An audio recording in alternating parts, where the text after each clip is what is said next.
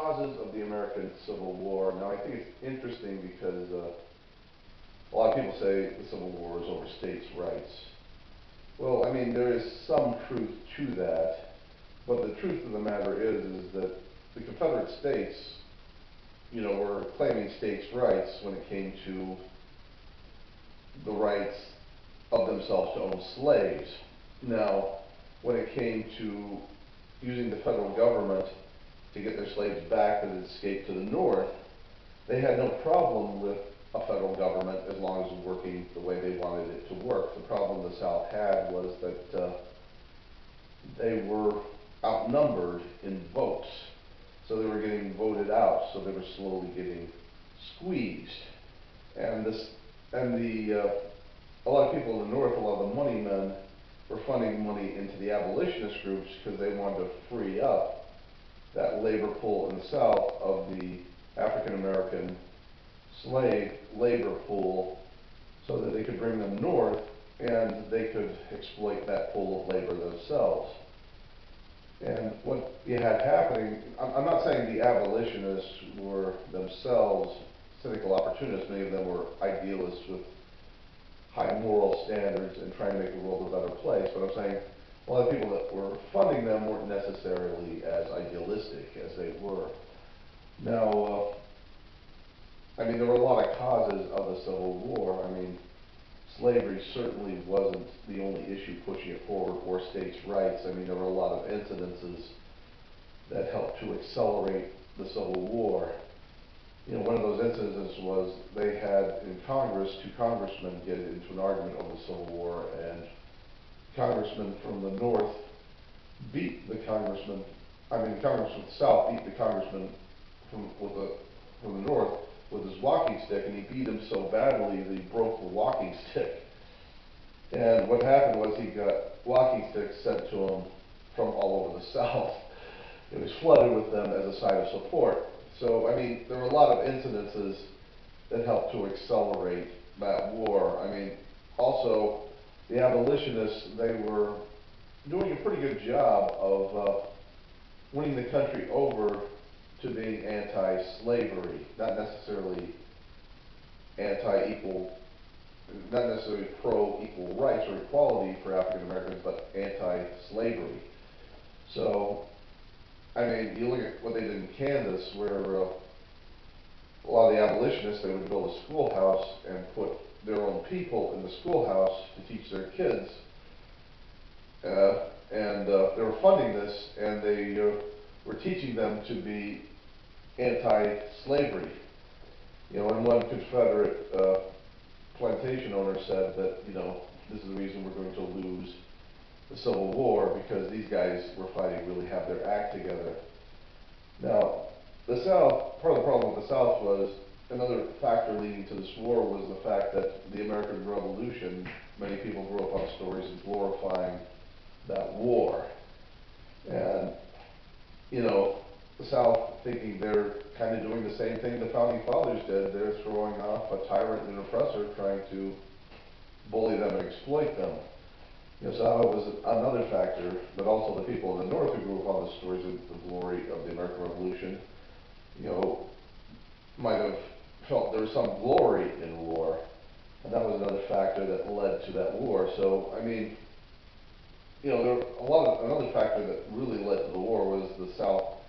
In South Carolina, there were a lot of guys that were just hotheads who kept pushing for a war. And they're doing this for quite some time. And they were not willing to, they weren't really willing to compromise. They were really just having the attitude of it's my way or the highway. And another problem that the South had was the fact that they thought they were in a stronger position than they really were in that war. The thing was the South economically wasn't as strong as the North. The population was 9 million, the population of the North was 20 million. So they were basically, and of the 9 million they had in the South, 4 million of them were slaves. So you had,